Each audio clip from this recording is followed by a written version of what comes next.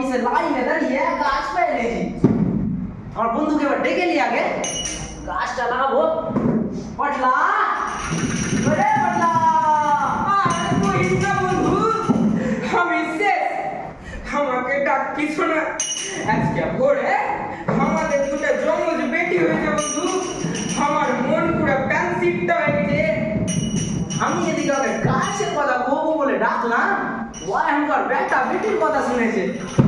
ভূত পাগলা, এখনকার যুগে বেটা বেটি এগুলো তফাৎ করে সবই সমান। তুই যা। তোর দুটা বেটি হয়েছে কিনা? দুটা বেটির জন্য দুবার কোন আসলি পাবি? তুই যত নেই কহা, একটা মেয়ে কোনো সময় ছেলের সমান হতে পারে।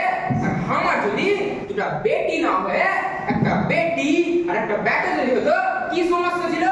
তোকে আর আমি বুঝাইতে পারবো না।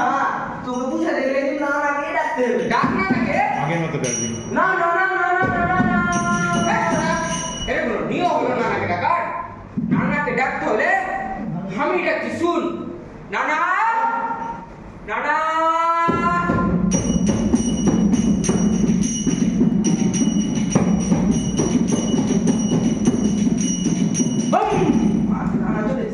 কহা বাচ্চা কহা, তোরা আমি কেন ডেকেছিস? শুনো যাবে নানা, কহা। नाना है ऐसे है जीते गान सुनाते मन गाते, नाना है ऐसे जीते गान सुनाते मन गाते।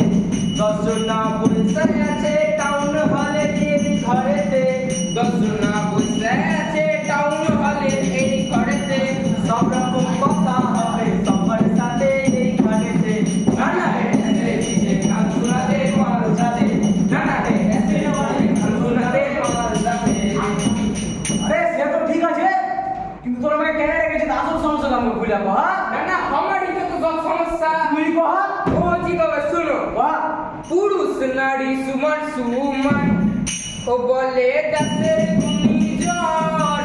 তবে কেন এই দেশেতে দাদারে, তবে কেন এই দেশেতে হাইরে নারীর অপমান, দাদারে নারীর অপমান।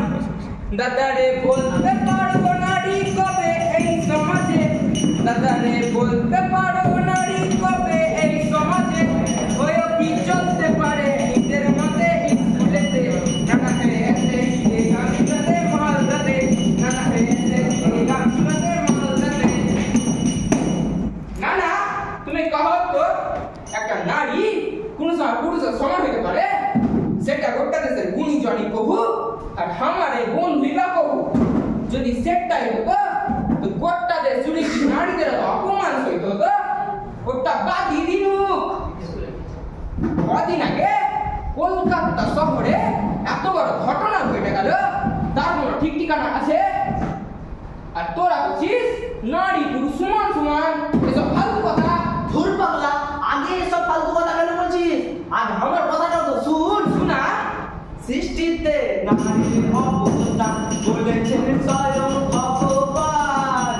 পুরুষ নারী ভেদ না করে বড়রে সমান শিক্ষা দান, দাদারে সমান শিক্ষা দান। দাদারে শিক্ষা শাস্ত্র বিজ্ঞানে আর খেলাধুলাতে, দাদারে শিক্ষা শাস্ত্র বিজ্ঞানে আর খেলাধুলাতে। পুরুষকে টেক্কা দিচ্ছে এই নারীতে স্কুলেতে। নানা রে এসে শিখে গান শোনাতে মাল দাতে, নানা রে এসে শিখে গান শোনাতে মাল দাতে। আরে খ্যাপা স্বয়ং ভগবান হয়ে গেছেন।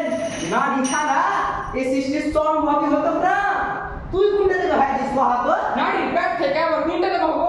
তাইলে তাছাড়া তুই একটা স্কুলে যা, নারী কত যে নারী শিক্ষা দিচ্ছে।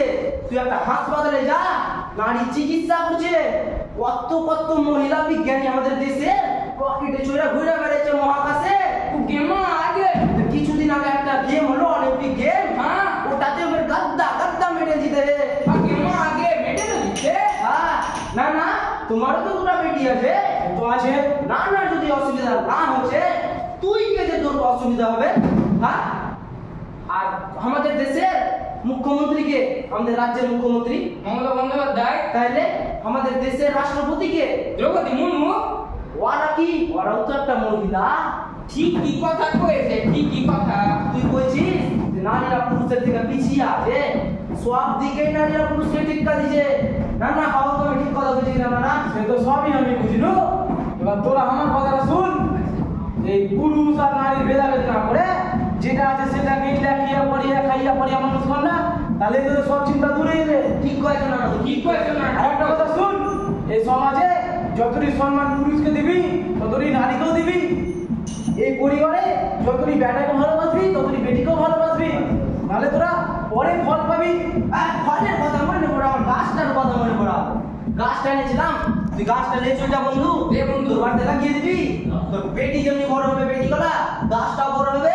গাছ বেচে গাছে তোর ফলগুলা বেচবি, দিয়ে বেটিদের পড়াশোনার খরচা চালা। ঠিক করেছিস বন্ধু। তোদের তো অনেক সমস্যা ছিল, আর কোনো সমস্যা আছে? না, না, না, চল তাহলে। চলো না। নমস্কার।